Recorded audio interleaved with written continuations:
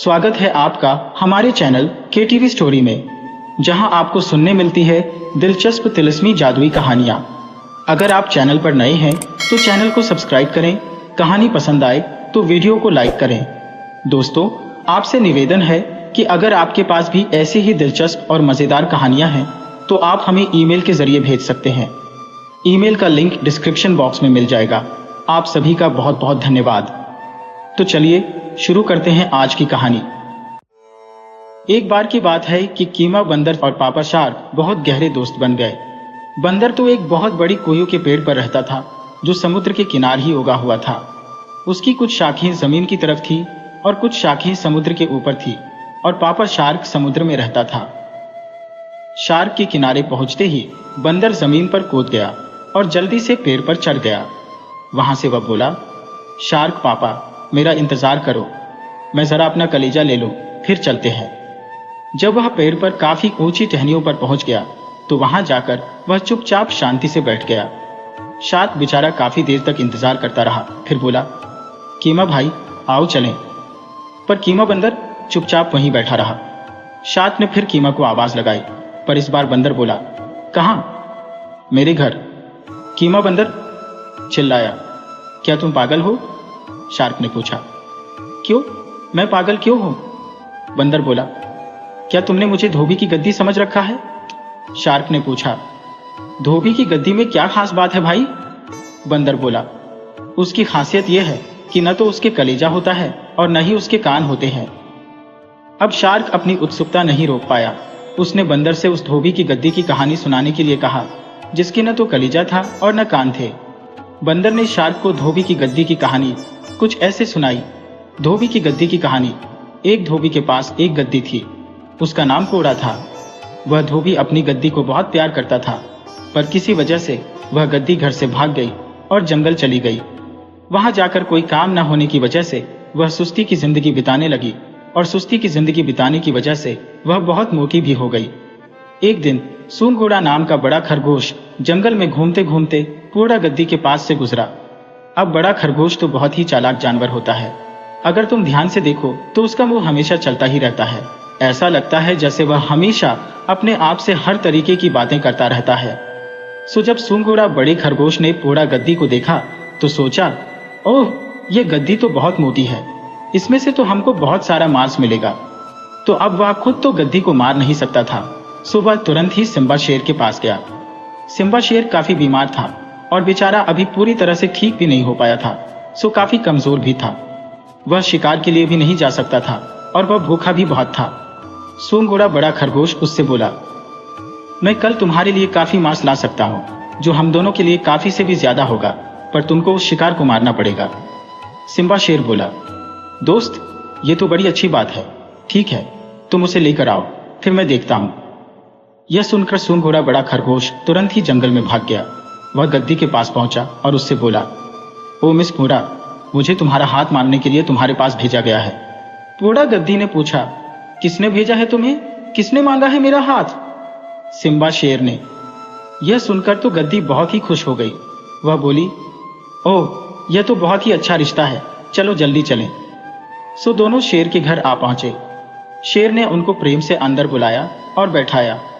सूंघ घोड़ा बड़े खरगोश ने सिम्बा शेर को यह बताने के लिए अपनी भौहों से इशारा किया कि यही है वह शिकार जिसकी मैं कल बात कर रहा था।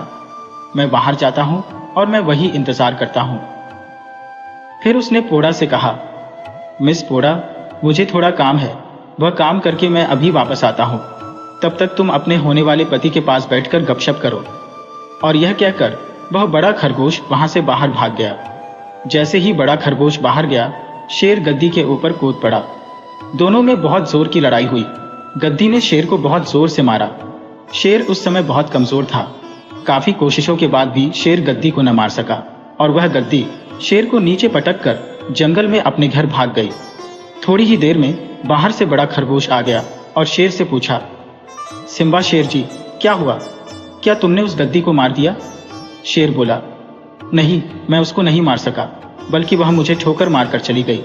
हालांकि मैं अभी ज्यादा ताकतवर नहीं हूं, फिर भी मैंने भी उसकी खूब धुनाई की। बड़ा खरगोश बोला, कोई बात नहीं, इस बात के लिए तुम अपने आप को दोष मत दो। मैं फिर देखूंगा। फिर खरगोश काफी दिनों तक इंतजार करता रहा, जब तक कि शेर और गद्दी दोनों ही ठीक नहीं हो गए। एक दिन खरगोश ने फिर पूछा, क्या कहते हो सिम्बा? शेर, अब ले आओ उस गद्दी को? शेर बोला, हाँ, अब ले आओ तुम उसको। अब की बार मैं उसको फाड़ कर रख दूंगा। सुनकर खरगोश फिर जंगल की तरफ चला गया। गद्दी ने खरगोश को अपने घर में बुलाया और उससे जंगल की खबर पूछी। खरगोश बोला, तुम्हारे प्रेमी ने तुमको फिर बुलाया है, चलो। घोड़ा बोली, उस दिन तुम मुझे उसके पास ले गए थे ना, उसने मुझे बहुत खरोंचा। अब तो मुझे उसके पास जाते में भी डर लगता है। खरगोश बोला, वह तो उसके तुमको सहलाने का एक ढंग था, वह तो तुमको बहुत प्यार करता है। गद्दी बोली, अच्छा, तो चलो मैं फिर चलकर देखती हूं। सो वे दोनों फिर शेर के पास चले। जैसे ही शेर ने उनको आते देखा तो वह गद्दी के ऊपर उछला और अब की बार उसने उस गद्दी के 2 टुकड़े कर दिए। फिर शेर ने खरगोश से कहा, यह मांस ले जाओ और इसे भून कर ले आओ, और देखो, मुझे तो केवल इसका कलेजा और कान चाहिए। खरगोश बोला, ठीक है, और गद्दी को लेकर चला गया। उसने मांस को एक ऐसी जगह ले जाकर भूना जहां शेर उसको देख नहीं सकता था। उसने गद्दी का कलेजा और कान निकालकर एक तरफ रख दिए। बचे हुए मांस में से उसने पेट भरकर मांस खाया और फिर उसमें से भी जो बचा वह उठाकर रख दिया। इतने में ही शेर आ गया और उसने गद्दी का कलेजा और कान मांगे। खरगोश बोला, कलेजा और कान वे कहाँ हैं? शेर गुर्राया, क्या मतलब? खरगोश हंसा और बोला, मैंने तुम्हें बताया तो था कि वह धोबी की गद्दी थी। शेर बोला, तो इससे क्या होता है? क्या धोबी की गद्दी के कलेजा और कान नहीं होते? खरगोश अपने सिर पर हाथ मारकर बोला, तुम इतने बड़े हो गए सिम्बा, और तुमको अभी तक यह पता नहीं चला कि अगर इसके कलेजा और कान होते तो क्या यह दोबारा तुम्हारे पास आती? यह तो शेर ने कभी सोचा ही नहीं था। शेर को खरगोश पर विश्वास हो गया कि इस धोबी की गद्दी के कलेजा और कान तो थे ही नहीं। सोकीमा बंदर ने शार्क से कहा, क्या तुम मुझे धोबी की गद्दी समझते हो? जाओ जाओ और अपने घर चले जाओ। अब तुम मुझे कभी नहीं पा सकते और हमारी तुम्हारी दोस्ती भी खत्म।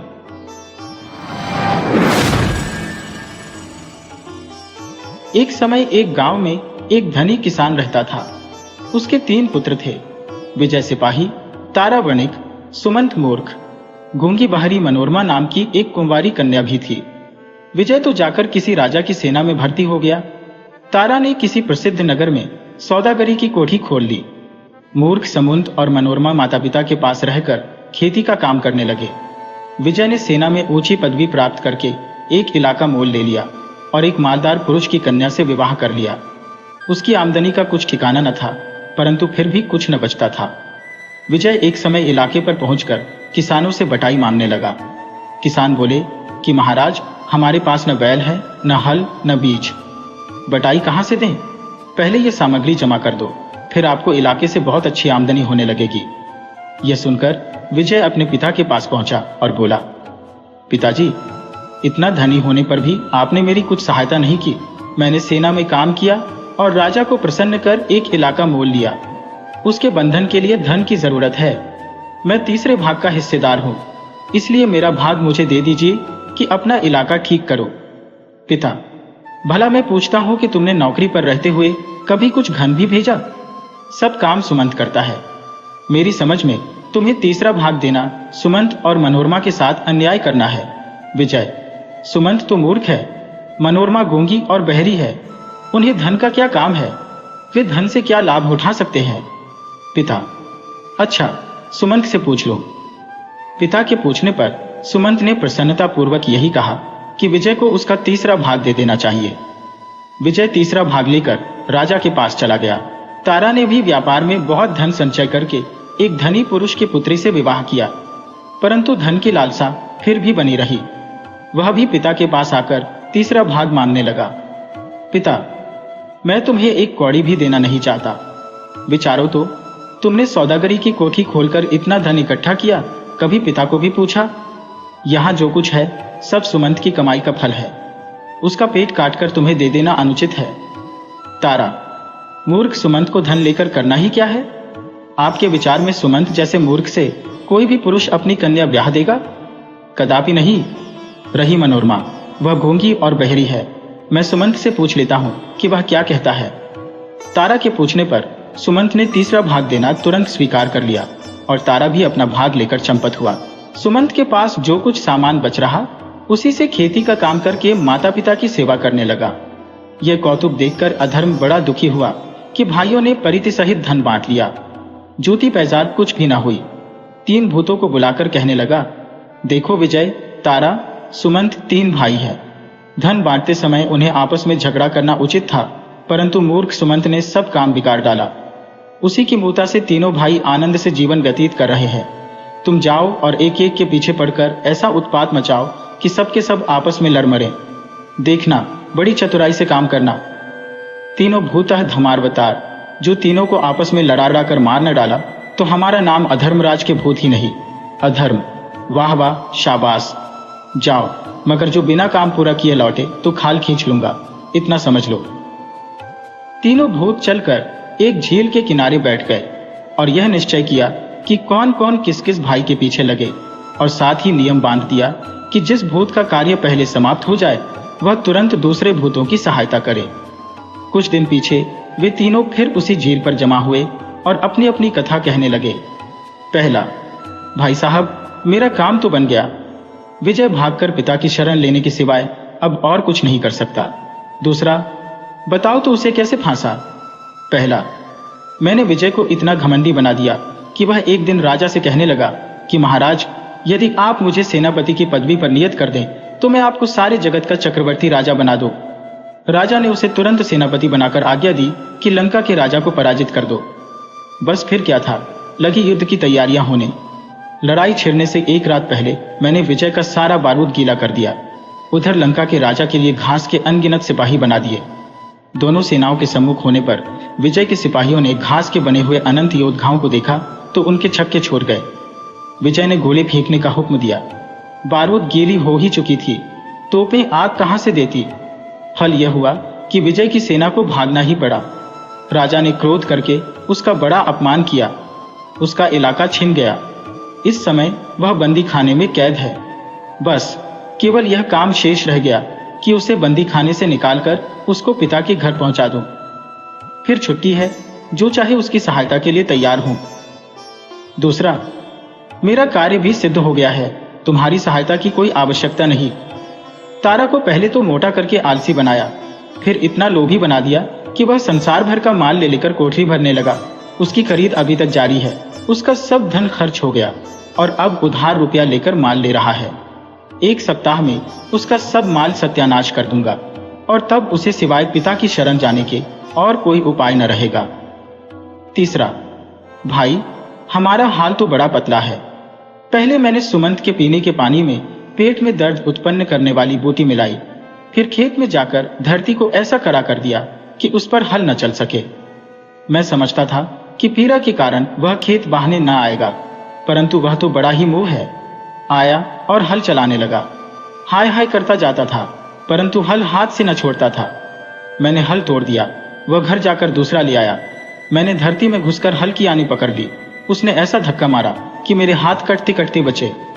उसने केवल एक टुकड़े के सिवाय बाकी सारा खेत बाह लिया है। यदि तुम मेरी सहायता न करोगे तो सारा खेल बिगड़ जाएगा, क्योंकि यदि वह इस प्रकार खेतों को बाहता और बोता रहा तो उसके भाई भूखे नहीं मर सकते। फिर बैर भाव किस भांति उत्पन्न हो सकता है। सुखपूर्वक उनका पालन पोषण करता रहेगा। पहला, कुछ चिंता नहीं, देखा जाएगा, घबराओ नहीं, कल अवश्य तुम्हारे पास आऊंगा। सुमंत हल चला रहा था। अचानक पैर एक झाड़ी में फंस गया। उसे अचंभा हुआ कि खेत में तो कोई झाड़ी न थी। ये कहां से आई? बात यह थी कि भूत ने झाड़ी बनाकर सुमंत की टांग पकड़ ली थी। सुमंत ने हाथ डालकर झाड़ी को जड़ से उखाड़ डाला। देखा तो उसमें काले रंग का एक भूत बैठा हुआ है। सुमंता, गला दबाकर बोला, दबाओ गला। भूता, मुझे छोड़ दो, मुझसे जो कहोगे वही करूंगा। सुमंता, तुम क्या कर सकते हो? भूता, सब कुछ। सुमंता, मेरे पेट में दर्द हो रहा है, उसे अच्छा कर दो। भूता, बहुत अच्छा। भूत ने धरती में से 3 बूटियां लाकर एक बूटी सुमंत को खिला दी। दर्द बंद हो गया और दूसरी 2 बूटियां सुमंत को देकर बोला, जिसको एक बूटी खिला दोगे उसके सब रोग तत्काल दूर हो जाएंगे। अब मुझे जाने की आज्ञा दो, मैं फिर कभी ना आऊंगा। सुमंता, हाँ, जाओ, परमात्मा तुम्हारा भला करे। परमात्मा का नाम सुनते ही भूत रसातल चला गया। केवल वहां एक छेद रह गया। सुमंत ने दूसरी 2 भूतियां पगड़ी में बांध ली और घर चला आया। देखा कि विजय और उसकी स्त्री आए हुए हैं। बड़ा प्रसन्न हुआ। विजय बोला, भाई सुमंत, जब तक मुझे नौकरी न मिले तुम हम दोनों को यहाँ रख सकते हो। सुमंत, क्यों नहीं, आपका घर है, आप आनंद से रहिए। भोजन करते समय विजय की सभ्य स्त्री पति से बोली कि सुमंत के शरीर से मुझे दुर्गंध आती है, इसे बाहर भेज दो। विजय, सुमंत, मेरी स्त्री कहती है कि तुम्हारे शरीर से दुर्गंध आती है, पास बैठा नहीं जाता, तुम बाहर जाकर भोजन कर लो। सुमंता, बहुत अच्छा, तुम्हें कष्ट न हो। दूसरे दिन विजय वाला भूत खेत में आकर सुमंत वाले भूत को खोजने लगा। कहीं पता नहीं मिला। खेत के एक कोने पर छेद दिखाई दिया। भूत जान गया कि साथी काम आया और खेत जुत चुका। क्या हुआ, चराबर में चलकर इस मूर्ख को देखता हूं। सुमंत के चराबर में पहुंचकर उसने इतना पानी छोड़ा कि सारी घास उसमें डूब गई। इतने में सुमंत वहां आकर हंसुए से घास काटने लगा। हंसुए का मुंह मुड़ गया, घास किसी तरह न कटती थी। सुमंत ने सोचा कि यहाँ वृथा समय गंवाने से क्या लाभ होगा, पहले हंसुआ तेज करना चाहिए। रहा काम, यह तो मेरा धर्म है। 1 सप्ताह क्यों न लग जाए, मैं घास काटे बिना यहाँ से चला जाऊं। मेरा नाम सुमंत नहीं। सुमंत घर जाकर हंसुआ ठीक कर लाया। भूत ने हंसुआ को पकड़ने का साहस किया, परंतु पकड़ न सका, क्योंकि सुमंत लगातार घास काटे जाता था। जब केवल घास का एक छोटा सा टुकड़ा शेष रह गया तो भूत भागकर उसमें जा छिपा। सुमंत कब रुकने वाला था, वह वहां पहुंचकर घास काटने लगा। भूत वहां से भागा। भागते समय उसकी पूंछ कट गई। भूत ने विचारा कि चलो जई के खेतों में चलें, देखें जई कैसे काटता है। वहां जाकर देखा तो जई कटी पड़ी है। भूत ने विचार किया कि यह मूर्ख बड़ा चांडाल है, दिन निकलने नहीं दिया, रात रात में सारी जई काट डाली। यह दुष्ट तो रात को भी काम में लगा रहता है। अच्छा, खलिहान में चलकर इसका भूसा सड़ाता हूं। भूत भागकर चरी में छिप गया। सुमंत गाड़ी लेकर चरी लादने के लिए खलिहान में पहुंचा। एक एक पूली उठाकर गाड़ी में रखने लगा कि एक पूला में से भूत निकल पड़ा। सुमंता, अरे दुष्ट, तू फिर आया? भूता, मैं दूसरा हूं, पहला मेरा भाई था। सुमंता, कोई हो, अब जाने न पाओगे। भूता, कृपा करके मुझे छोड़ दीजिए, आप जो आज्ञा दें वही करने को तैयार हूं। सुमंता, तुम क्या कर सकते हो? भूता, मैं भूसे के सिपाही बना सकता हूं। सुमंता, सिपाही क्या काम देते हैं? भूता, तुम उनसे जो चाहो सो काम करा सकते हो। सुमंता, वे गाना गा सकते हैं?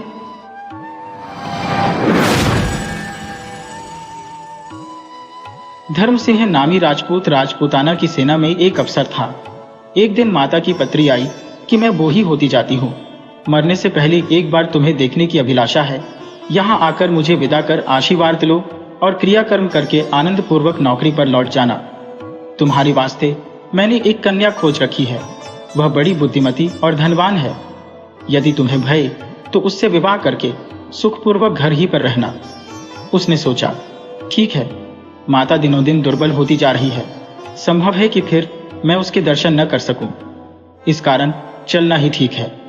कन्या यदि सुंदर हुई तो विवाह करने में क्या हानि है। वह सेनापति से छुट्टी लेकर साथियों से विदा हो चलने को प्रस्तुत हो गया। उस समय राजपूतों और मरहठों में युद्ध हो रहा था। रास्ते में सदैव भय रहता था। यदि कोई राजपूत अपना किला छोड़कर कुछ दूर बाहर निकल जाता था तो मरहठे उसे पकड़कर कैद कर लेते थे। इस कारण यह प्रबंध किया गया था कि सप्ताह में 2 बार सिपाहियों की एक कंपनी मुसाफिरों को एक किले से दूसरे किले तक पहुंचा आया करती थी। गर्मी की रात थी। दिन निकलते ही किले के नीचे असबाब की गाड़ियां लादकर तैयार हो गईं। सिपाही बाहर आ गए और सबने सड़क की राह ली। धर्म सिंह घोड़े पर सवार हो आगे चल रहा था। 16 मील का सफर था। गाड़ियां धीरे धीरे चलती थी। कभी सिपाही ठहर जाते थे, कभी गाड़ी का पहिया निकल जाता था तो कभी कोई घोड़ा अड़ जाता था। दोपहर लग चुकी थी। रास्ता आधा भी नहीं कटा था। गर्म रेत उड़ रही थी। धूप आग का काम कर रही थी। छाया कहीं नहीं थी। साफ मैदान था। सड़क पर न कोई वृक्ष न झाड़ी। धर्म सिंह आगे था और कभी कभी इस कारण ठहर जाता था कि गाड़ियां आकर मिल जाए। मन में विचारने लगा कि आगे क्यों न चलो, घोड़ा तेज है, यदि मरहठी धावा करेंगे तो घोड़ा दौड़ाकर निकल जाऊंगा। ये सोच ही रहा था कि चरण सिंह बंदूक हाथ में लिए उसके पास आया और बोला, आओ आगे चले। इस समय बड़ी गर्मी है, भूख के मारे व्याकुल हो रहा हूं। सभी कपड़े पसीने में भीग रहे हैं। चरण सिंह भारी भरकम आदमी था, उसका मुंह लाल था। धर्म सिंह, तुम्हारी बंदूक भरी हुई है? चरण सिंह, हाँ भरी हुई है। धर्म सिंह, अच्छा चलो, पर बिछुड़ न जाना। ये दोनों चल दिए। बातें करते जाते थे, पर ध्यान दाएं बाएं था। साफ मैदान होने के कारण दृष्टि चारों ओर जा सकती थी। आगे चलकर सड़क दो पहाड़ियों के बीच से होकर निकलती थी।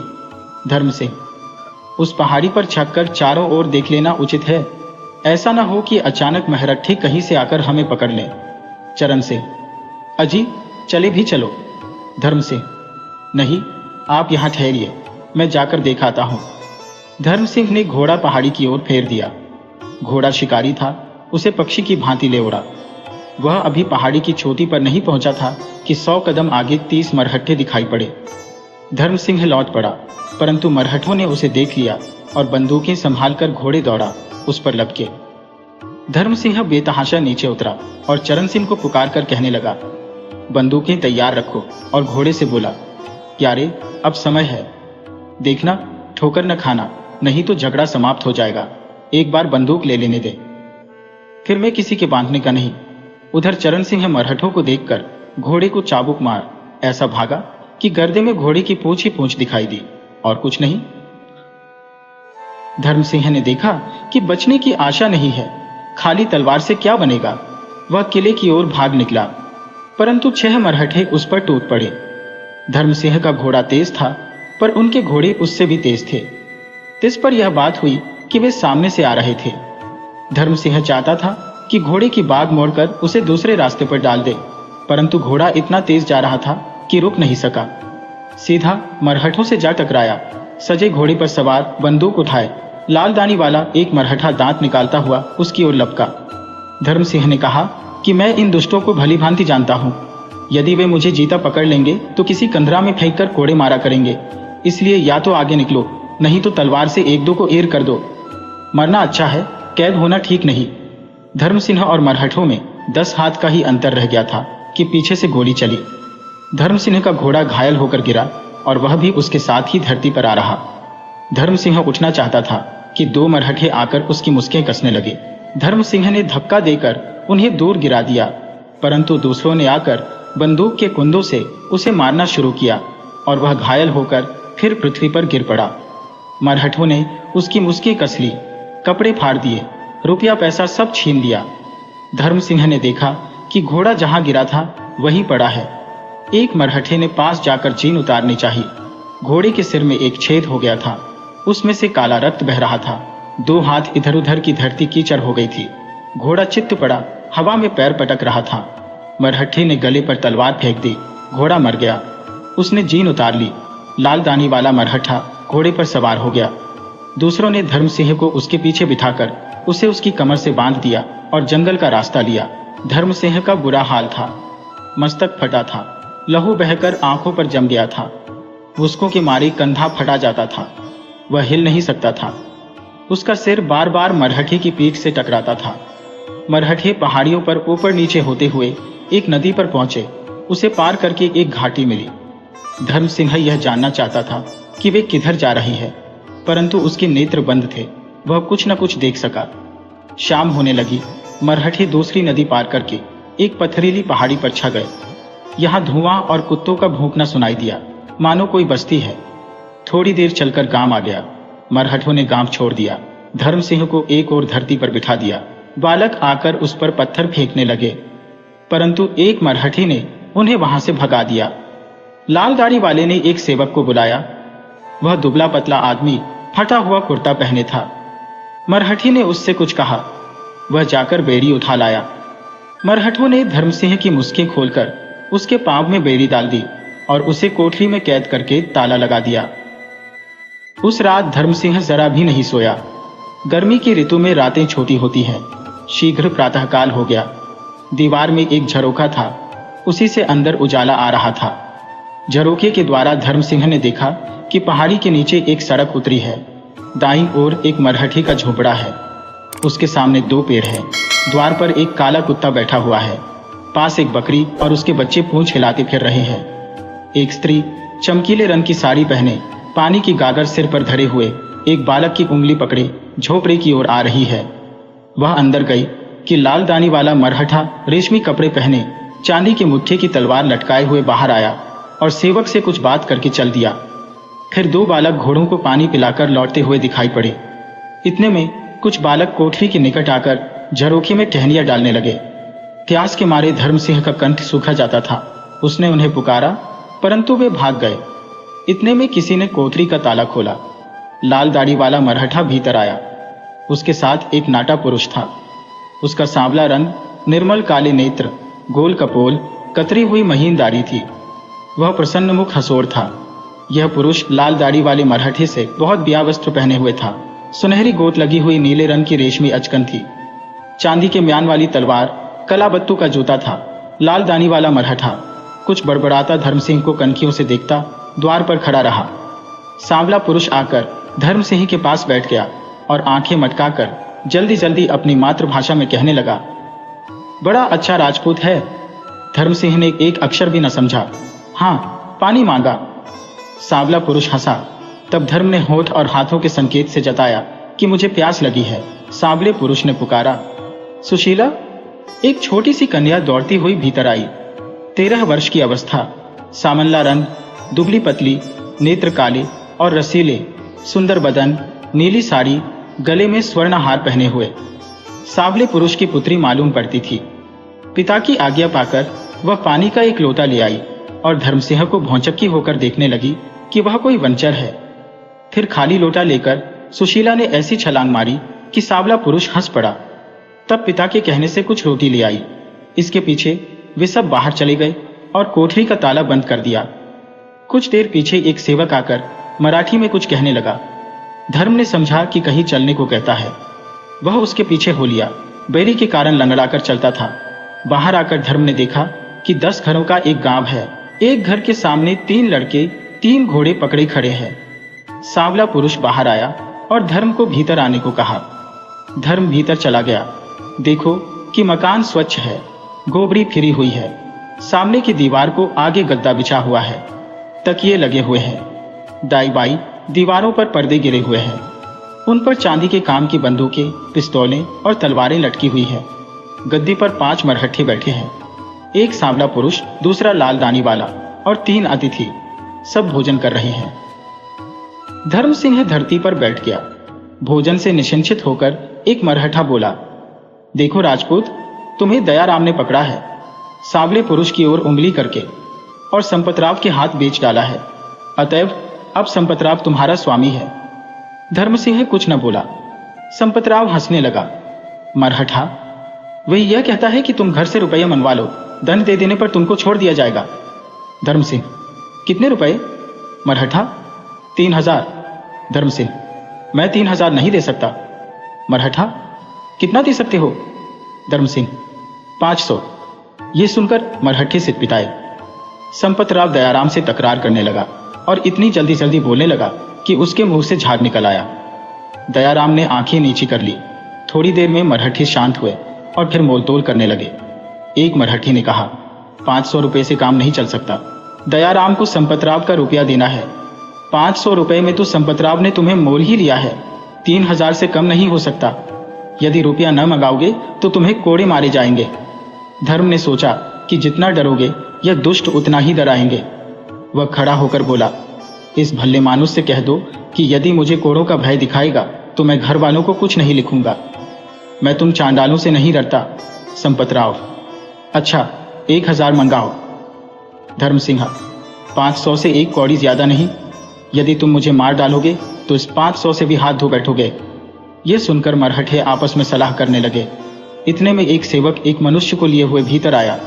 यह मनुष्य मोटा था, नंगे पैर, बेड़ी पड़ी हुई। धर्म सिंह उसे देखकर चकित हो गया। वे पुरुष चरण सिंह था। सेवक ने चरण सिंह को धर्म के पास बैठा दिया। वे एक दूसरे से अपनी विथा करने लगे। धर्म सिंह ने अपना वृत्तांत कह सुनाया।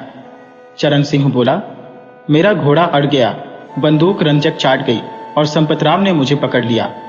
संपतराव, फिर? अब तुम दोनों एक ही स्वामी के वश में हो। जो पहले रुपया दे देगा वही छोड़ दिया जाएगा। धर्म सिंह की ओर देखकर, देखा तुम कैसे क्रोधी हो और तुम्हारा साथी कैसा सुशील है। उसने 5,000 रुपये भेजने को घर लिख दिया है, इस कारण उसका पालन पोषण भली भांति किया जाएगा। धर्म सिंह: मेरा साथी जो चाहे सो करे, वह धनवान है और मैं तो 500 रुपये से अधिक नहीं दे सकता, चाहे मारो चाहे छोड़ो। मरहठे चुप हो गए। संपतराव झट से कलमदान उठा लाया, कागज कमल दबात निकालकर धर्म की पीठ ठोंक उसे लिखने को कहा। वह 500 रुपये लेने पर राजी हो गया था। धर्म सिंह: जरा ठहरो, देखो हमारा पालन पोषण भली भांति करना, हमें एक साथ रखना, जिससे हमारा समय अच्छी तरह कट जाए। बेड़ियां भी निकाल दो। संपतराव: जैसा चाहे वैसा भोजन करो, बेड़ियां नहीं निकाल सकता, शायद तुम भाग जाओ। हाँ, रात को निकाल दिया करूंगा। धर्म सिंह ने पत्र लिख दिया, परंतु पता सब झूठ लिखा, क्योंकि मन में निश्चय कर चुका था कि कभी न कभी भाग जाऊंगा। तब मरहठों ने चरण सिंह और धर्म सिंह को एक कोठरी में पहुंचाकर एक लोटा पानी, कुछ बाजरे की रोटियां देकर ऊपर से ताला बंद कर दिया। धर्म सिंह और चरण सिंह को इस प्रकार रहते रहते 1 महीना गुजर गया। संपतराव उनको देखकर सदैव हंसता रहता था, पर खाने को बाजरे की अधपकी रोटी के सिवाय और कुछ न देता था। चरण सिंह उदास रहता और कुछ न करता। दिन भर कोठरी में पड़ा सोया रहता और दिन गिनता रहता था कि रुपया कब आए कि छूटकर अपने घर पहुंचो। धर्म तो जानता था कि रुपया कहां से आना है। जो कुछ घर भेजता था, माता उसी पर निवार करती थी। वह बेचारी 500 रुपये कैसे भेज सकती है। ईश्वर की दया होगी तो मैं भाग जाऊंगा। वह घात में लगा हुआ था। कभी सीटी बजाता हुआ गांव का चक्कर लगाता, कभी बैठकर मिट्टी के खिलौने और टोकरियां बनाता। वह हाथों का चतुर था। एक दिन उसने एक गुड़िया बनाकर छत पर रख दी। गांव की स्त्रियां जब पानी भरने आईं तो सुशीला ने उनको बुलाकर गुड़िया दिखलाई। वे सब हंसने लगी। धर्म सिंह ने गुड़िया सबके आगे कर दी, परंतु किसी ने नहीं ली। वह उसे बाहर रखकर कोठरी में चला गया कि देखें क्या होता है। सुशीला गुड़िया उठाकर भाग गई। अगले दिन धर्म ने देखा कि सुशीला द्वार पर बैठी गुड़िया के साथ खेल रही है। एक बुई आई, उसने गुड़िया छीनकर तोड़ डाली। सुशीला भाग गई। धर्म सिंह ने और गुड़िया बनाकर सुशीला को दे दी। फल यह हुआ कि वह एक दिन छोटा सा लौटा लाई, भूमि पर रखा और धर्म को दिखाकर भाग गई। धर्म ने देखा तो उसमें दूध था। अब सुशीला नित्य अच्छे अच्छे भोजन लाकर धर्म को देने लगी। एक दिन आंधी आई, 1 घंटा मूसलाधार में ही बरसा। नदियां नाले भर गए। बांध पर 7 फुट पानी छाया। जहां तहां झरने झरने लगे। धार ऐसी प्रबल थी कि पत्थर लोके जाते थे। गांव की गलियों में नदियां बहने लगी। आंधी थम जाने पर धर्म सिंह ने संपतराव से चाकू मांगकर एक पहिया बना, उसके दोनों ओर 2 गोड़ियां बांधकर पहिए को पानी में छोड़ दिया।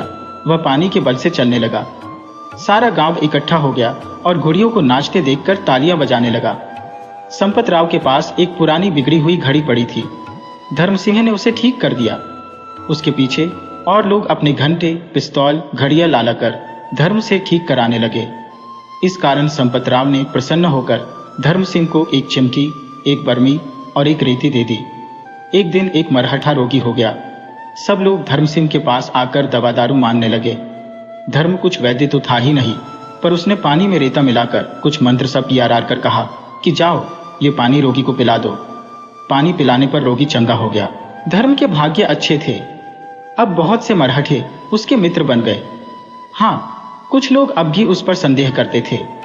दयाराम धर्म सिंह से चिता था। जब उसे देखता मुंह फेर लेता। पहाड़ी के नीचे एक और मधो रहता था। मंदिर में आने के समय धर्म सिंह उसे देखा करता था। यह मढ़ो नाता था। दही मूछ बर्फ की भांति श्वेत, मुंह लाला, उसमें झुर्रियां पड़ी हुई, नाक नुकीली, नेत्र निर्दयी, 2 दांतों के सिवाय सब दांत टूटे हुए। वही लकड़ी टेकता, चारों ओर भेड़िए की तरह झांकता हुआ मंदिर में जाने के समय जब कभी धर्म सिंह को देख पाता था तो जलकर राख हो जाता और मुंह फेर लेता था। एक दिन धर्म सिंह मधो का घर देखने के लिए पहाड़ी के नीचे उतरा। कुछ दूर जाने पर एक बगीचा मिला। चारों ओर पत्थर की दीवार बनी हुई थी। बीच में मेवे के वृक्ष लगे हुए थे। वृक्षों में एक झोपड़ा था। धर्म सिंह आगे बढ़कर देखना चाहता था कि उसकी बेड़ी खड़की। मधो चौंका। कमर से पिस्तौल निकालकर उसने धर्म सिंह पर गोली चलाई, पर वह दीवार की ओट में हो गया। मधो को आकर संपतराव से कहते सुना कि धर्म सिंह बड़ा दुष्ट है। संपतराव ने धर्म को बुलाकर पूछा, तुम मधो के घर क्यों गए थे? धर्म सिंह न बोला, मैंने उसका कुछ नहीं बिगाड़ा, मैं केवल यह देखने लगा था कि वह मधो कहाँ रहता है। संपत ने मधो को शांत करने का बहुत यत्न किया, पर वह बड़बड़ाता ही रहा।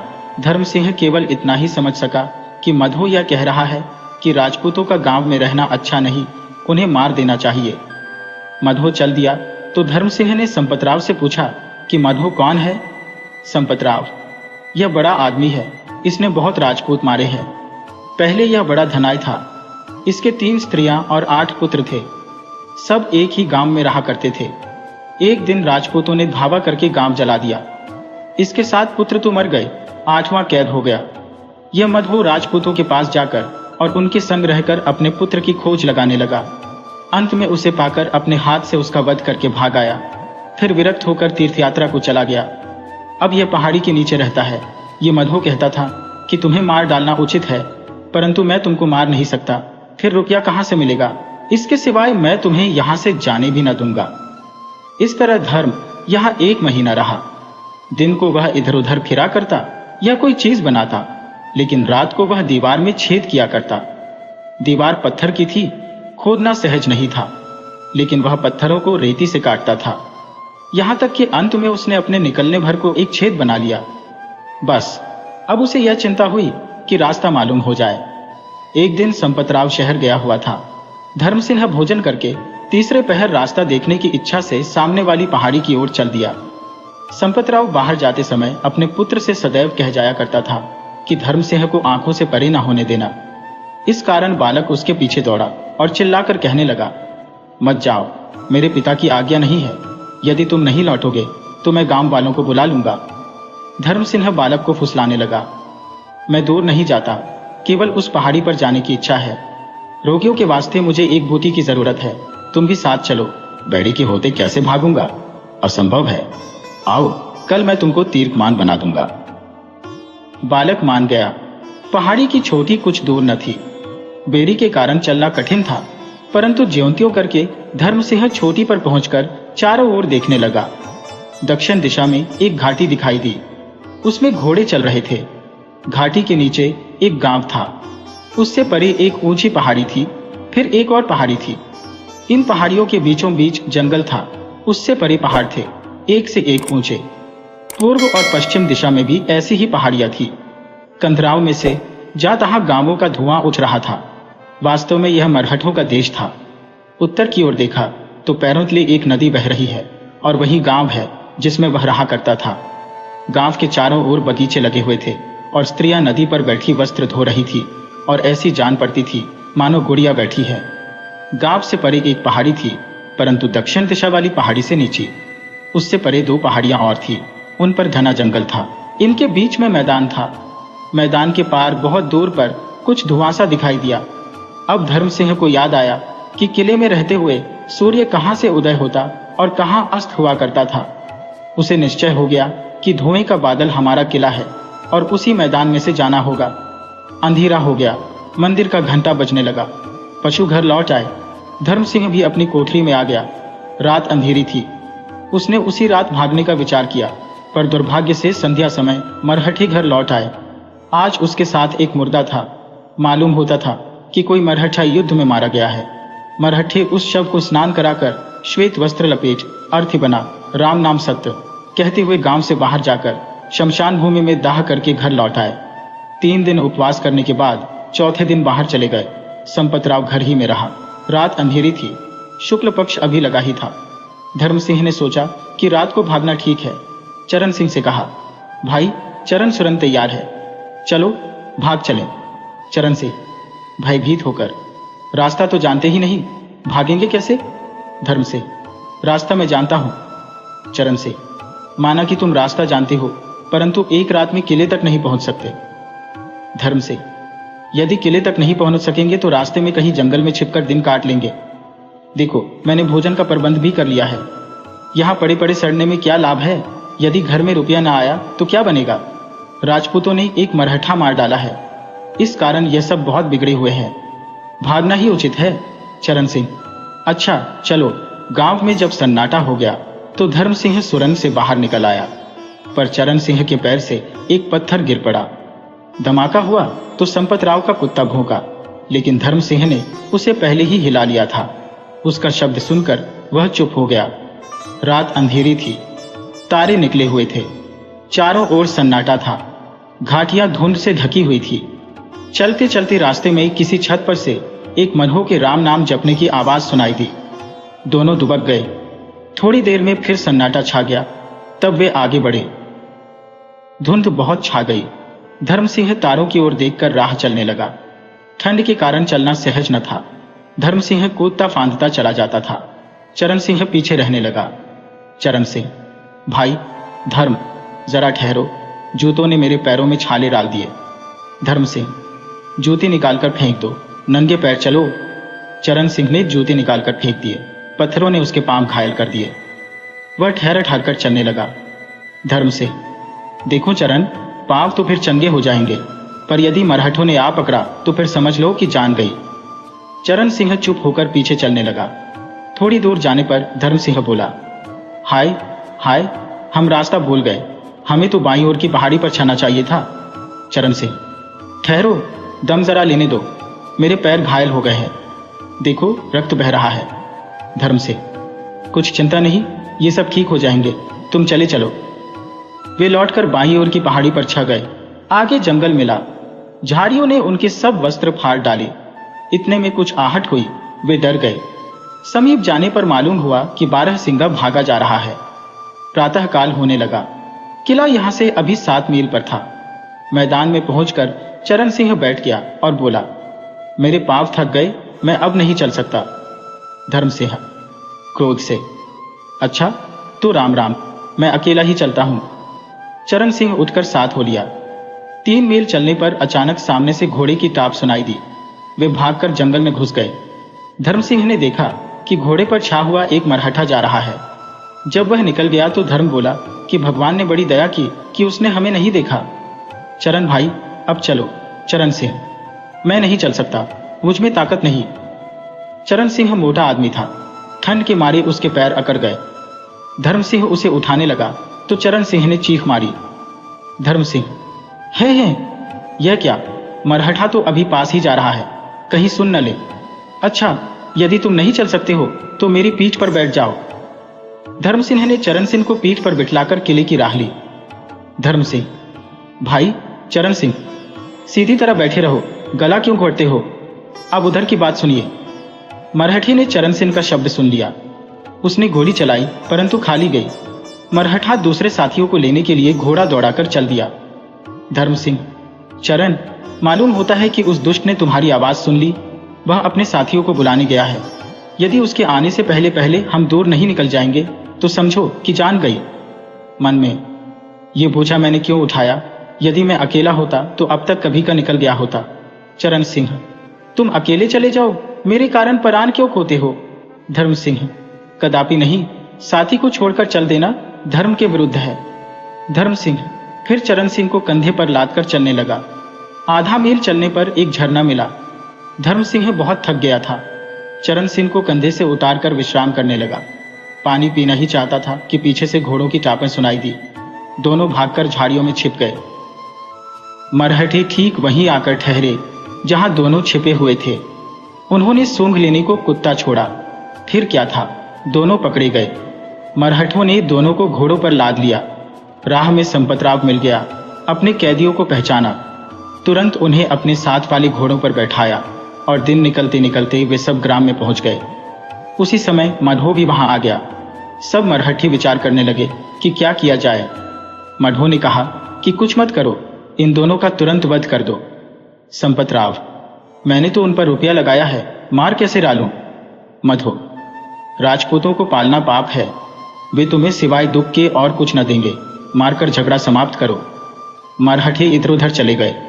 संपतराव धर्म सिंह के पास आया और बोला, देखो धर्म सिंह, 15 दिन के अंदर यदि रुपया न आया और तुमने फिर भागने का साहस किया तो मैं तुम्हें अवश्य मार डालूंगा, इसमें संदेह नहीं। अब शीघ्र घर वालों को पत्र लिख डालो कि तुरंत रुपया भेज दे। दोनों ने पत्र लिख दिए। फिर वे पहले की भांति कैद कर दिए गए, परंतु कोठरी में नहीं, अब की बार 6 हाथ चौड़े गड्ढे में बंद किए गए। अब उन्हें अत्यंत कष्ट दिया जाने लगा। न बाहर जा पाते थे न बेड़ियां निकाली जाती थी। कुत्तों के समान अधपकी रोटी, एक लोटे में पानी पहुंचा दिया जाता था और कुछ नहीं। गड़ा सीला था, उसमें अंधेरा और अति दुर्गंध थी। चरण सिंह का सारा शरीर सूख गया। धर्म सिंह मनमलिन तनछीन रहने लगा। करे तो क्या करे। धर्म एक दिन बहुत उदास बैठा था कि ऊपर से रोटी गिरी। देखा तो सुशीला बैठी हुई है। धर्म सिंह ने सोचा, क्या सुशीला इस काम में मेरी सहायता कर सकती है? अच्छा, इसके लिए कुछ खिलौने बनाता हूं। कल जब आएगी तब इसे देकर फिर बात करूंगा। दूसरे दिन सुशीला नहीं आई। धर्म सिंह के कान में घोड़ों के टापों की आवाज आई। कई आदमी घोड़ों पर सवार उधर से निकल गए। वे सब बातें करते जाते थे। धर्म सिंह को और तो कुछ न समझ में आया। हाँ, राजपूत शब्द बार बार सुनाई दिया। इससे उसने अनुमान किया कि राजपूतों की सेना कहीं निकट आ पहुंची है। तीसरे दिन सुशीला फिर आई और 2 रोटियां घी में फेंक दी। तब धर्म सिंह बोला, तो कल क्यों नहीं आई? देख, मैंने तेरे वास्ते ये खिलौने बनाए हैं। सुशीला, खिलौने लेकर क्या करूंगी? मुझे खिलौने नहीं चाहिए। उन्होंने तुम्हें मार डालने का विचार कल पक्का कर लिया है। सब मरहठी इकट्ठे हुए थे, इसी कारण मैं कल नहीं आ सकी। धर्म सिंह, कौन मारना चाहता है? सुशीला, मेरा पिता। बूढ़ों ने यह सलाह दी है कि राजपूतों की सेना निकट आ गई है, तुम्हें मार डालना ही ठीक है। मुझे तो यह सुनकर रोना आता है। धर्म सिंह, यदि तुम्हें दया आती है तो एक बांस ला दो। सुशीला, यह नहीं हो सकता। धर्म सिंह, सुशीला, दया कर, मैं हाथ जोड़कर कहता हूं कि एक बांस ला दो। सुशीला, बांस कैसे लाऊं? वे सब घर पर बैठे हैं, देखे लेंगे। यह कहकर वह चली गई। सूर्य अस्त हो गया, तारे चमकने लगे। चांद अभी नहीं निकला था। मंदिर का घंटा बजा, बस फिर सन्नाटा हो गया।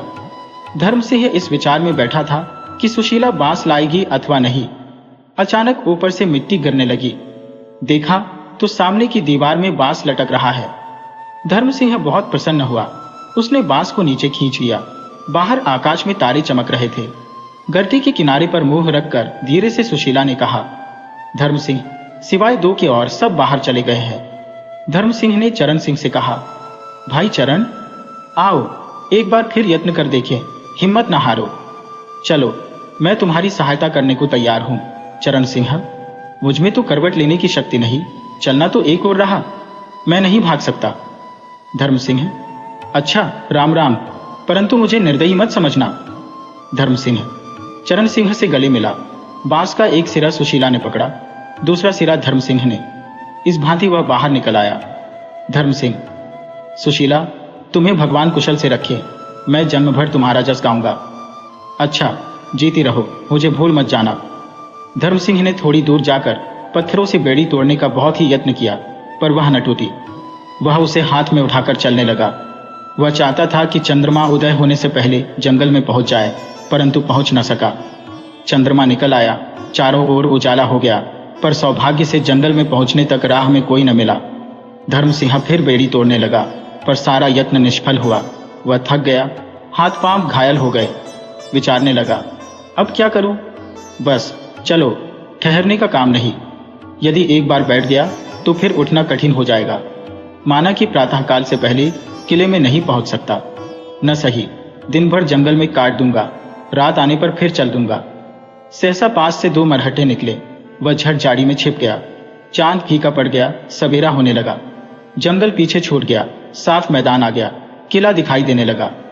बाईं ओर देखने पर मालूम हुआ कि थोड़ी दूर पर कुछ राजपूत सिपाही खड़े हैं। धर्म सिंह मग्न हो गया और बोला, अब क्या है, परंतु ऐसा ना हो कि मरहट्टे पीछे से आ पकड़ें, मैं सिपाहियों तक न पहुंच सकूं। इस कारण जितना भागा जाए भागो। इतने में बाईं ओर 200 कदम की दूरी पर कुछ मरहट्टे दिखाई दिए। धर्म निराश हो गया, चिल्ला उठा, भाइयों दौड़ो दौड़ो, मुझे बचाओ बचाओ बचाओ। राजपूत सिपाहियों ने धर्म सिंह की पुकार सुन ली। मरहट्टे समीप थे, सिपाही दूर थे। वे दौड़े। धर्म सिंह भी बेड़ी उठाकर भाइयों भाइयों कहता हुआ ऐसा भागा कि झट सिपाहियों से जा मिला। मरहट्टे डरकर भाग गए। राजपूत पूछने लगे कि तुम कौन हो और कहां से आए हो, परंतु धर्म सिंह घबराया हुआ भाइयों भाइयों पुकारता चला जाता था। निकट आने पर सिपाहियों ने उसे पहचान लिया। धर्म सिंह सारा वृत्तांत कहकर बोला, भाइयों, इस तरह मैं घर गया और विवाह किया। विधाता की यही लीला थी। 1 महीना पीछे 5000 मुद्रा देकर चरण सिंह छूटकर किले में आया। वह उस समय अधमुए के समान हो रहा था।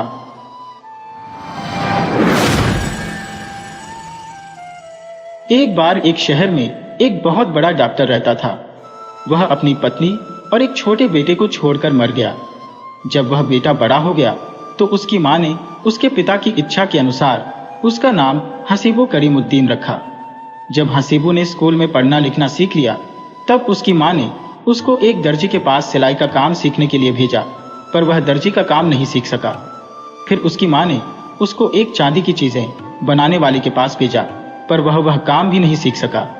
इसके बाद वह कई और जगह भी कुछ कुछ काम सीखने के लिए गया, पर वह वहां भी कुछ नहीं सीख सका। तब उसकी मां ने कहा कि वह अब कुछ दिन घर बैठे। यह उसको ठीक लगा। एक दिन हसीबो ने अपनी मां से पूछा कि उसके पिता क्या काम करते थे, तो उसकी मां ने उसको बताया कि वह एक बहुत ही अच्छे डॉक्टर थे। तो फिर उनकी किताबें कहाँ हैं? मां बोली, काफी दिनों से मैंने उनको देखा नहीं है, पर वे यहीं कहीं होंगी, शायद पीछे पड़ी होंगी। देख लो। उसने उनको इधर उधर ढूंढा। काफी देर तक ढूंढने के बाद आखिर में वे किताबें उसको मिल गई, पर वे करीब करीब सारी की सारी कीड़ों ने खा ली थी और वह उनमें से बहुत कम पढ़ सका।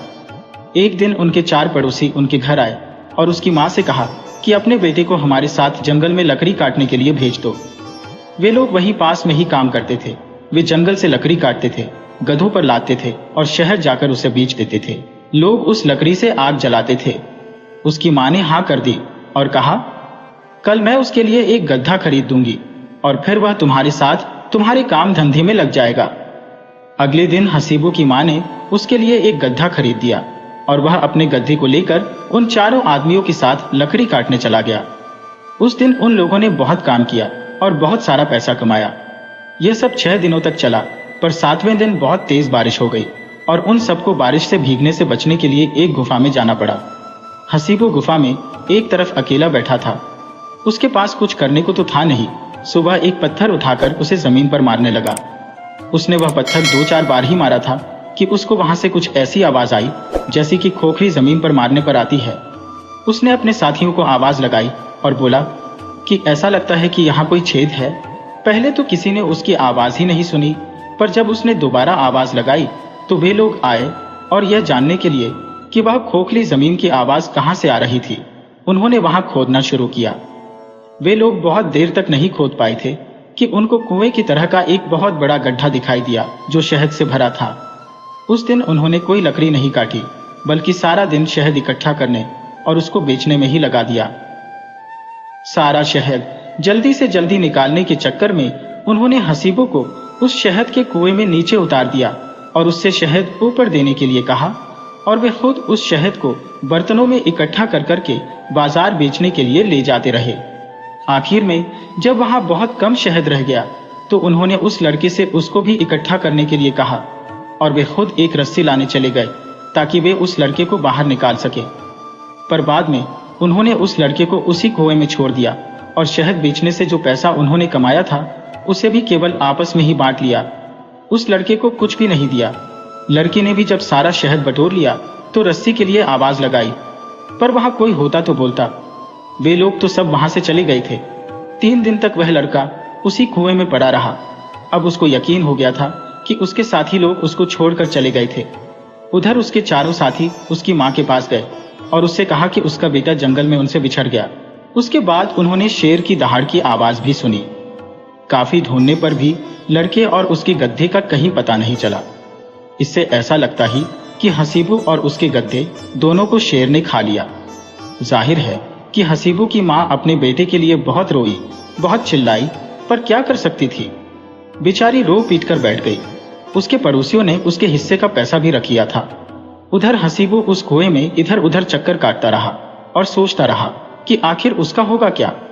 तब तक वह शहद खाता रहा, थोड़ा सोता रहा और बाकी समय में सोचता रहा। चौथे दिन जब वह बैठा बैठा सोच रहा था तो उसने एक बहुत बड़ा बिच्छू ऊपर से गिरता हुआ देखा। उसने उस बिच्छू को मार तो दिया, पर वह यह सोचने लगा कि यह बिच्छू आया कहां से। इसका मतलब है कि इस कुएं में किसी और जगह भी कोई छेद है जहां से यह आया है। मैं ढूंढता हूं उस जगह को। सो उसने चारों तरफ देखना शुरू किया तो उसने देखा कि एक पतली झिरी में से रोशनी आ रही है। उसने तुरंत अपना चाकू निकाला और उस झिरी को बड़ा करने में लगा रहा, जब तक कि वह छेद इतना बड़ा नहीं हो गया जिसमें से वह निकल सकता। उस छेद में से फिर वह बाहर निकल आया। अब वह एक ऐसी जगह आ गया था जो उसने पहले कभी नहीं देखी थी। उसे एक सड़क दिखाई दी तो वह उसी सड़क पर चल दिया और एक बड़े मकान के सामने पहुंच गया। उस मकान का दरवाजा खुला था, सो वह उस मकान के अंदर घुस गया। वहां उसने सोने के दरवाजे देखे जिनमें सोने के ताले लगे थे और मोती की छाबियां लगी थी। वहां उसने सुंदर कुर्सियां भी देखी जिनमें बेशकीमती पत्थर जड़े हुए थे। बाहर वाली बैठक में उसने एक बहुत सुंदर काउच देखा जिसके ऊपर एक बहुत कीमती चादर पड़ी थी। वह उस काउच पर लेट गया, पर तभी उसको लगा कि किसी ने उसको उठाकर कुर्सी पर बिठा दिया और सुना कि कोई कह रहा था, देखो इसको चोट न लगे, इसको संभाल कर जगाओ। तभी उसकी आंख खुल गई और उसने देखा कि उसके चारों तरफ तो बहुत सारे सांप थे और उनमें से एक सांप ने तो शाही कपड़े भी पहन रखे थे। वह लड़का बोला, तुम लोग कौन हो? वह सांप बोला, मैं सुल्तानी वानियों का हूं, सांपों का राजा, और यह मेरा घर है। तुम कौन हो? लड़का बोला, मैं हसीबो करीमुद्दीन हूं। तुम कहां से आए हो? मुझे नहीं मालूम मैं कहां से आया हूं और कहां जा रहा हूं। सांपों का राजा बोला, खैर अभी तुम इसकी चिंता मत करो, पहले तुम कुछ खा लो। मुझे लग रहा है कि तुम बहुत भूखे हो और मुझे भी बहुत भूख लगी है। राजा ने हुक्म दिया तो कई सांप बहुत सारे बहुत बढ़िया फल ले आए। वे उन्हें खाते रहे और बात करते रहे। जब खाना खत्म हो गया तो राजा ने हसीबो की कहानी सुननी चाहिए। हसीबो ने अपनी सारी कहानी सुना दी और फिर राजा से उसकी कहानी सुननी चाहिए। सांपों के राजा की कहानी। सांपों के राजा ने कहा, मेरी कहानी थोड़ी लंबी है, फिर भी मैं तुमको उसे सुनाऊंगा। काफी दिन पहले मैं हवा पानी की बदली के लिए यह जगह छोड़कर अलकाफ पहाड़ पर चला गया। एक दिन मैंने एक अजनबी को आते देखा तो उससे पूछा कि तुम कहां से आ रहे हो? तो उसने जवाब दिया, मैं तो ऐसे ही जंगलों में भटकता घूम रहा हूं। मैंने उससे पूछा, तुम किसके बेटे हो? वह बोला, मेरा नाम बोलोकिया है। मेरे पिता एक सुल्तान थे। जब वह मर गए तो मैंने उनकी एक छोटी सी संदूकची खोली। उस संदूकची में एक थैला था और उस थैले में एक पीतल का बक्सा था। जब मैंने भी पीतल का बक्सा खोला तो उसमें ऊनी कपड़े में लिपटी हुई कुछ लिखी हुई चीज रखी थी। वे किसी धर्मदूत की तारीफ में लिखी हुई थी। उनमें वह एक बहुत ही अच्छा आदमी दिखाया गया था, सो मुझे उस आदमी को देखने की इच्छा हुई। पर जब मैंने उसके बारे में पूछताछ की तो पता चला कि वह धर्मदूत तो अभी पैदा ही नहीं हुआ था। तभी मैंने सोच लिया कि मैं तब तक घूमता रहूंगा जब तक मैं उससे मिल नहीं लूंगा। सो मैंने अपना देश छोड़ा, अपना घर छोड़ा और तब से मैं घूमता ही फिर रहा हूं। मैंने पूछा, अगर वह अभी तक पैदा ही नहीं हुआ है तो तुम उसे कहां देखने की उम्मीद रखते हो? हाँ, अगर तुम्हारे पास सांप का पानी हो तो तुम शायद तब तक जिंदा भी रह सको जब तक वह पैदा हो और तुम उसको देख सको। पर उस पानी की बात करने से भी क्या फायदा, क्योंकि वह तो बहुत दूर है। उसने कहा, मुझे तो घूमते ही रहना है। और मुझसे विदा लेकर वह चला गया। घूमते घूमते वह मिस्र पहुंच गया, जहां किसी ने उससे पूछा, तुम कौन हो? उसने जवाब दिया, मैं बोलोकिया हूं। तुम कौन हो? उस आदमी ने कहा, मैं औल्फान हूं। तुम कहां जा रहे हो? मैंने अपना देश छोड़ा, अपना मकान छोड़ा और मैं धर्मदूत को ढूंढ रहा हूं। अल्फान बोला, मैं तुमको एक ऐसे आदमी को ढूंढने की बजाय जो अभी तक पैदा भी नहीं हुआ और अच्छा काम बता सकता हूं।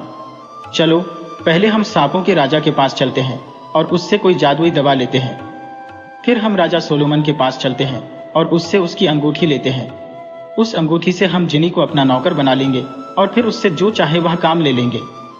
बोलोकिया बोला, मैं सांपों के राजा से अलकाफ पहाड़ पर मिल चुका हूं। अल्फान बोला, तो चलें।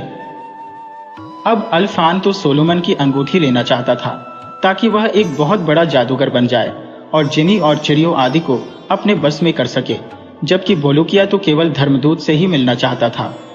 सो दोनों सांपों के राजा के पास चल दिए।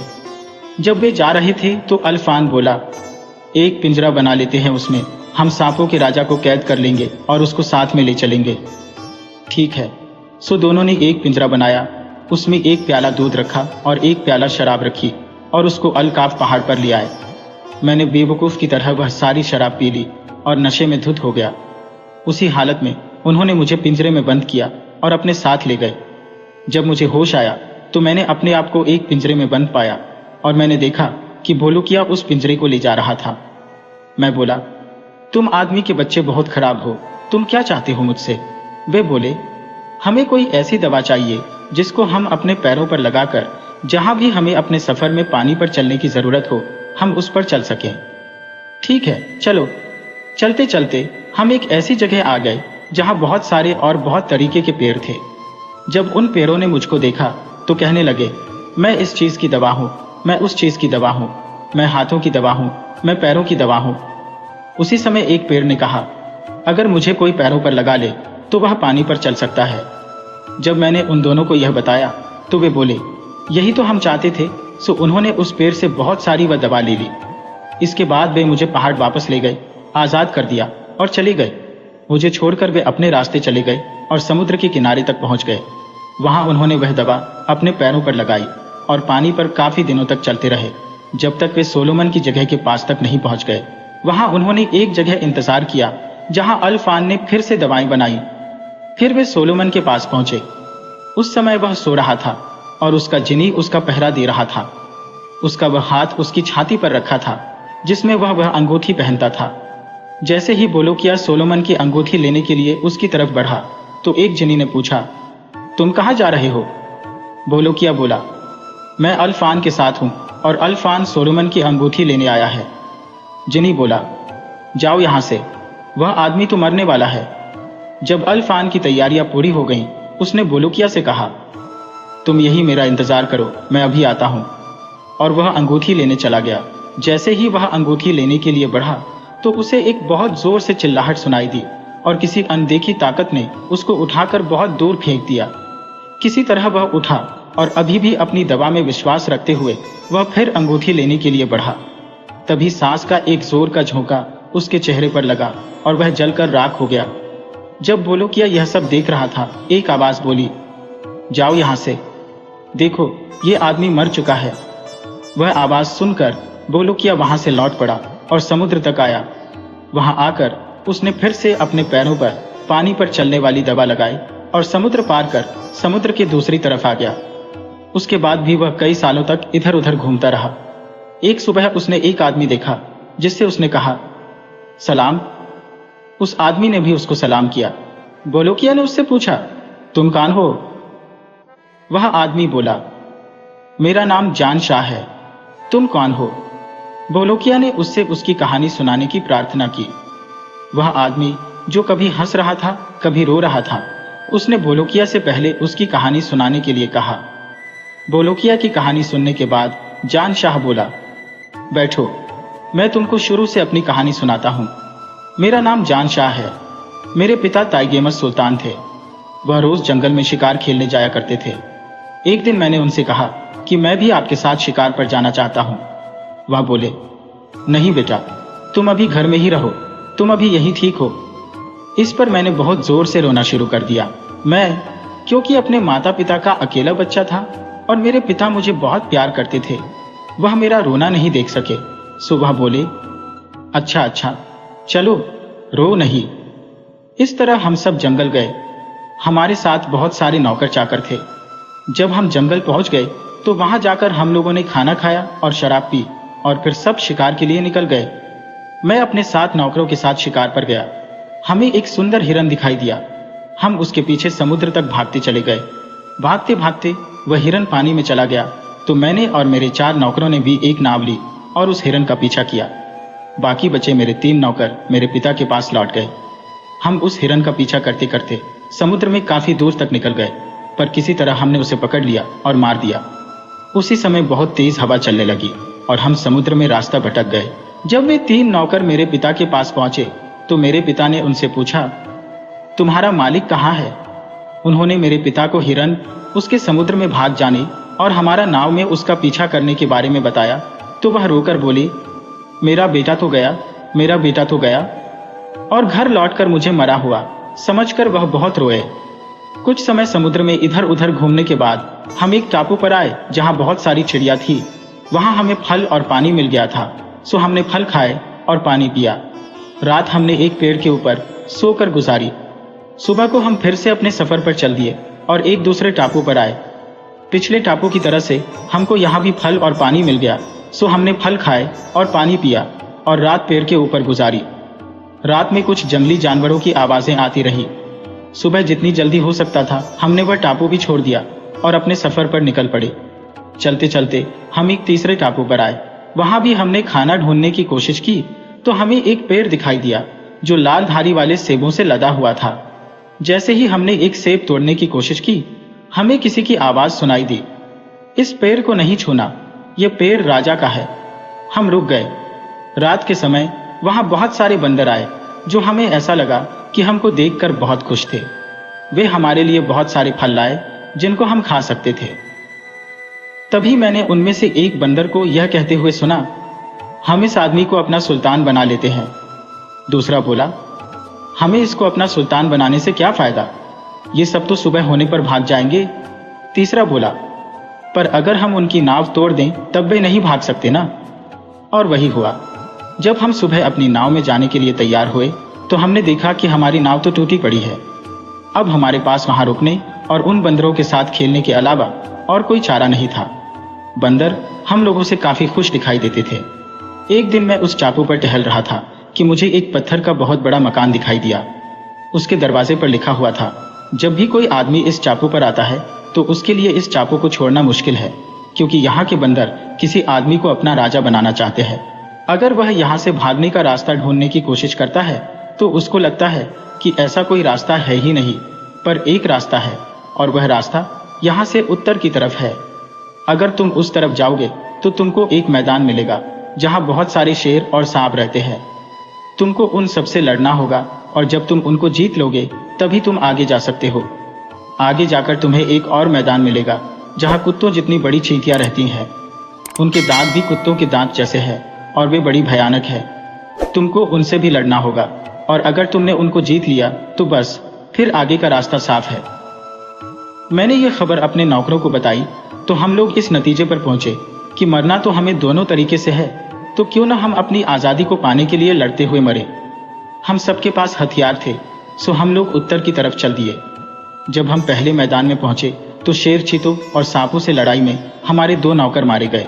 फिर हम दूसरे मैदान में पहुंचे, वहां भी हमारे 2 नौकर मारे गए, सो मैं अकेला ही वहां से बचकर निकल पाया। उसके बाद मैं बहुत दिनों तक घूमता रहा। जो कुछ मिल जाता था वही खा लेता था। आखिर मैं एक शहर में आ पहुंचा जहां मैं कुछ दिन रहा। वहां मैंने नौकरी ढूंढने की भी कोशिश की, पर कोई नौकरी मुझे मिली ही नहीं। एक दिन एक आदमी मेरे पास आया और बोला, क्या तुम काम की तलाश में हो? हाँ हूं। तो मेरे साथ आओ। और मैं उसके साथ उसके घर चला गया। वहां पहुंचने पर उसने मुझे एक ऊंट की खाल दिखाई और बोला, मैं तुमको इस खाल में बंद कर दूंगा और एक बहुत बड़ा चिड़ा तुमको दूर के एक पहाड़ पर ले जाएगा। जब वह तुमको वहां ले जाएगा तो वहां वह तुम्हारी इस खाल को फाड़ देगा। उस समय तुम उसको भगा देना और कुछ जवाहरात जो तुमको वहां मिलेंगे उनको नीचे फेंक देना। जब वे सब जवाहरात नीचे आ जाएंगे तो मैं तुमको नीचे ले आऊंगा। सो उसने मुझे उस ऊंट की खाल में बंद कर दिया और एक चिढ़ा मुझे एक पहाड़ की चोटी पर ले गया। वहां वह मुझे खाने ही वाला था कि मैं उस खाल में से कूद पड़ा और मैंने उसको डराकर भगा दिया। उसके बाद मैंने बहुत सारे जवाहरात नीचे की तरफ फेंक दिए। जवाहरात फेंकने के बाद मैंने उस आदमी को कई बार पुकारा, पर उसने कोई जवाब नहीं दिया। वह आदमी वे जवाहरात लेकर चला गया था और मैं उस पहाड़ पर ही रह गया। मैंने तो अपने आप को मरा हुआ ही समझ लिया था। मैं वहां उस बड़े जंगल में बहुत दिनों तक घूमता रहा कि मुझे एक अकेला घर मिला। उस घर में एक बूढ़ा रहता था। उसने मुझे खाना और पानी दिया, जिससे मेरी जान में जान आई। मैं वहां काफी समय तक रहा। वह बूढ़ा मुझे अपने बेटे की तरह से प्यार करता था। एक दिन वह बूढ़ा कहीं बाहर गया तो उसने मुझे अपनी सारी चाबियां देते हुए कहा कि मैं उसके घर का कोई भी कमरा खोल सकता हूं सिवाय एक कमरे के। और जैसा कि अक्सर होता है कि अगर किसी आदमी को किसी काम करने से मना करो तो वह आदमी सबसे पहले वही काम करता है। सो जैसे ही वह बूढ़ा चला गया, मैंने उसका वही कमरा सबसे पहले खोला जिसको उसने मुझसे खोलने के लिए मना किया था। मैंने वह कमरा खोला तो वहां मुझे एक बड़ा सा बगीचा दिखाई दिया जिसमें एक छोटी सी नदी बह रही थी। उसी समय वहां 3 चिड़ियां उड़कर आईं और उस नदी के किनारे बैठ गईं। बैठते ही वे तीनों चिड़िया 3 बहुत सुंदर लड़कियों में बदल गईं।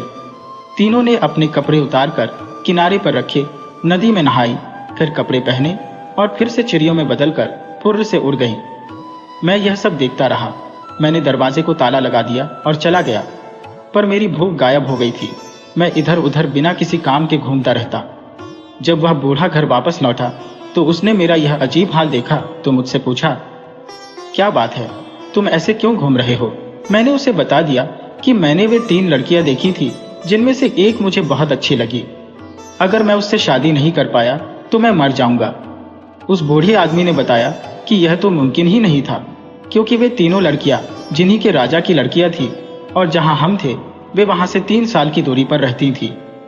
मैंने उससे कहा कि मेरा मन इस बात को नहीं मानता और किसी तरह वह मेरी शादी उस लड़की से करा दे, नहीं तो मैं मर जाऊंगा। आखिर उसने मुझे एक सलाह दी। वह बोला, जब तक वे दोबारा आती हैं तब तक तुम उनका इंतजार करो, और जब वे आए तो जिसको तुम सबसे ज्यादा चाहते हो छिपकर उसके कपड़े चुरा लेना। सो मैंने उनका इंतजार किया। जब वे आई तो मैंने उस लड़की के कपड़े चुरा लिए जिससे मुझको शादी करनी थी। जब वह नहाकर पानी में से बाहर निकली तो उसे उसके कपड़े नहीं मिले। वह इधर उधर देखने लगी तो मैंने आगे बढ़कर उससे कहा, तुम्हारे कपड़े मेरे पास हैं। उसने मुझसे अपने कपड़े मांगे। मेरे कपड़े दे दीजिए, मैं जाना चाहती हूँ। मैंने उससे कहा कि मैं तुमको बहुत प्यार करता हूँ और तुमसे शादी करना चाहता हूँ। वह बोली, मैं अपने पिता के पास जाना चाहती हूँ। मैंने कहा, तुम अब अपने पिता के पास नहीं जा सकती। उसकी बहनें तो अपने अपने कपड़े पहनकर उड़ गईं, पर वह नहीं जा सकी क्योंकि उसके कपड़े मेरे पास थे। मैं उसको घर के अंदर ले आया। उस बूढ़े ने हमारी शादी करवा दी और मुझसे उसके कपड़े जो मैंने चुरा लिए थे देने के लिए मना कर दिया। बल्कि उसने मुझसे कहा कि मैं उनको छिपा कर रख दूं, क्योंकि अगर उसको वे कपड़े मिल गए तो वह फिर उड़कर अपने पिता के घर चली जाएगी और फिर मुझे वापस नहीं मिलेगी। सो मैंने उसके कपड़ों को एक गड्ढा खोदकर उस गड्ढे में दबा दिया। लेकिन एक दिन जब मैं घर में नहीं था तो उसने वे कपड़े गड्ढे में से निकाल लिए और पहन लिए, और एक नौकरानी से जो मैंने उसकी सेवा के लिए दे रखी थी बोली, जब तुम्हारे मालिक लौट कर आए तो उनको बोलना कि मैं घर चली गई हूँ। अगर वह मुझसे सच्चा प्यार करते होंगे तो मेरे पीछे पीछे चले आएंगे। और वह उड़ गई। जब मैं घर आया तो उन लोगों ने मुझे यह सब बताया। मैं कई सालों तक उसकी तलाश करता रहा। आखिर मैं एक शहर में आया जहां मुझसे एक आदमी ने पूछा, तुम कौन हो? मैंने कहा, जान शाह। और तुम्हारे पिता का नाम? टाइगैमस। वह फिर बोला, क्या तुम ही वह आदमी हो जिसने हमारी मालकिन से शादी की थी? मैंने पूछा, कौन है तुम्हारी मालकिन? सईदाती शम्स। मैं खुशी से चिल्ला पड़ा, हाँ मैं ही तो हूं वह मुझे अपनी मालकिन के पास ले गया। यह वही लड़की थी जिससे मैंने शादी की थी। वह मुझे अपने पिता के पास ले गई और उसको बताया कि मैं ही उसका पति था।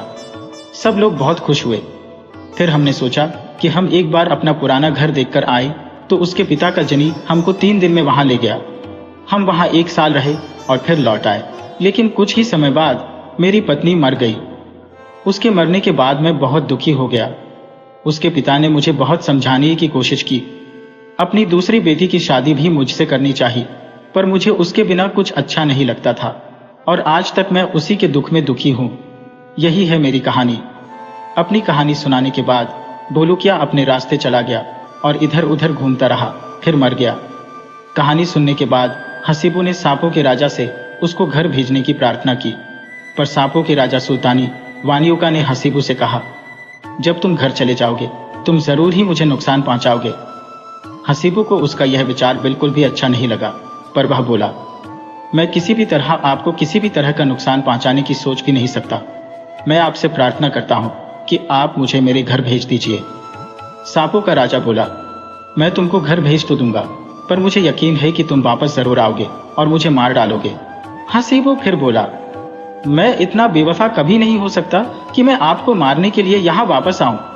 मैं कसम खाता हूं कि मैं आपको कभी कोई नुकसान नहीं पहुंचाऊंगा। सांपों के राजा ने कहा, ठीक है, मैं तुम्हारी बात माने लेता हूं, पर मेरी एक बात का ख्याल रखना कि जहां बहुत सारे लोग वहां कभी नहीं नहाना। हसीबू बोला, ठीक है, मैं वहां नहीं नहाऊंगा।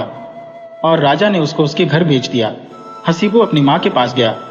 उसकी माँ तो उसको देखकर बहुत ही खुश हो गई कि उसका बेटा जिंदा है। अब हुआ क्या कि जहां हसीबू रहता था वहां का सुल्तान बहुत बीमार पड़ा। वहां के डॉक्टरों ने कहा कि केवल सांपों के राजा को मारकर, उसको उबालकर, उसके सूप को राजा को पिलाने से ही वह ठीक हो सकता था। राजा का वजीर जादू के बारे में कुछ जानता था, सो उसने बाहर सड़कों पर जो नहाने के घर बने हुए थे वहां बहुत सारे आदमी खड़े कर दिए और उनको कह दिया कि अगर कोई ऐसा आदमी यहाँ नहाने आए जिसके पेट पर कोई निशान हो तो उसको पकड़कर मेरे पास ले आना। इधर हसीबो को सांपों के राजा के पास से लौटे 3 दिन हो गए थे। वह सांपों के राजा की इस बात को बिल्कुल ही भूल गया था कि उसको जहां बहुत सारे आदमी हो वहां नहीं नहाना था। सो वह भी दूसरे लोगों के साथ उस जगह नहाने चला गया जहां और बहुत सारे लोग नहा रहे थे। तभी अचानक उसको कुछ सिपाहियों ने पकड़ लिया और उसको वजीर के पास ले आए। वजीर ने कहा, तुम मुझे सांपों के राजा के पास ले चलो। हसीबो बोला, मैं नहीं जानता वह कहाँ है। वजीर ने कहा, बात दो इसको। फिर उन्होंने उसको इतना पीटा गया कि उसकी पीठ इतनी घायल हो गई कि वह बेचारा ठीक से खड़ा भी नहीं हो पा रहा था। वह चिल्लाया, रुक जाओ, मैं तुमको वह जगह दिखाता हूँ। इस प्रकार हसीबो वजीर को सांपों के राजा के घर ले गया। सांपों का राजा उसको देखते ही बोला, मैंने तुमसे कहा था ना कि तुम मुझे मारने के लिए वापस आओगे। हसीबो चिल्लाया, मैं क्या करता, जरा मेरी पीठ तो देखिए, पीट पीट कर क्या हाल कर दिया है उन्होंने मेरी पीठ का। किसने मारा तुमको इतनी बेदर्दी से? इस वजीर ने। सांपों का राजा एक लंबी सांस लेकर बोला, अब मेरे लिए कोई उम्मीद नहीं रह गई है, पर तुम खुद मुझे वहां लेकर जाओगे। जब वे लोग शहर जा रहे थे तो सांपों के राजा ने हसीबो से कहा, जब हम शहर पहुंच जाएंगे तो वहां जाकर मुझे मार दिया जाएगा और मुझे पकाया जाएगा। उसका पहला रस यह वजीर तुमको पिलाएगा, पर तुम उस रस को पीना नहीं बल्कि एक बोतल में रख लेना। फिर वह तुमको दूसरा रस देगा, उसका दूसरा रस तुम पी लेना। उस रस को पीकर तुम बहुत बड़े डॉक्टर बन जाओगे। उसका तीसरा रस वह दवा होगी जो सुल्तान को ठीक करेगी। जब वजीर तुमसे यह पूछे कि क्या तुमने वह पहले वाला रस पी लिया, तो तुम उसको बोलना कि हाँ, मैंने वह रस पी लिया। यह कहकर वह पहले रस वाली बोतल निकालकर उस रस को वजीर को देना और कहना कि यह दूसरा रस तुम्हारे लिए है। जैसे ही वह पहला वाला रस पिएगा वह मर जाएगा। इस तरह से हम दोनों का बदला पूरा हो जाएगा। हसीबो ने वैसा ही किया जैसा कि सांपों के राजा ने उसे करने के लिए कहा था। सांपों के राजा को पकाने के बाद उस वजीर ने उसका पहला रस पीने के लिए हसीबो को दिया, पर सांपों के राजा की बात याद करके उसने वह रस एक बोतल में रख लिया। जब उसको दूसरा रस दिया गया तो वह उसने पी लिया, जिसने उसको एक बहुत बड़ा डॉक्टर बना दिया। तीसरा रस उसने रख लिया क्योंकि वह तो राजा को ठीक करने वाला रस था। जब वजीर ने उससे पूछा कि क्या उसने वह पहला वाला रस पी लिया, तो उसने झूठ बोल दिया कि हाँ, मैंने वह रस पी लिया, और उसने पहली वाली बोतल निकालकर उसको दे दी और उससे कहा कि लो, यह दूसरी बोतल तुम्हारे लिए है। वजीर ने दूसरी बोतल का रस पी लिया और मर गया। तीसरी बोतल के रस को उसने सुल्तान को पिला दिया, जिससे सुल्तान ठीक हो गया। यह देखकर और सारे डॉक्टर हसीबो की एक अच्छे डॉक्टर की हैसियत से बहुत इज्जत करने लगे।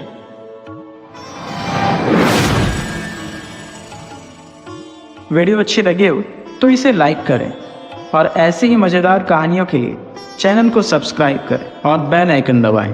ज़्यादा से ज़्यादा अपने दोस्तों को शेयर करें। धन्यवाद।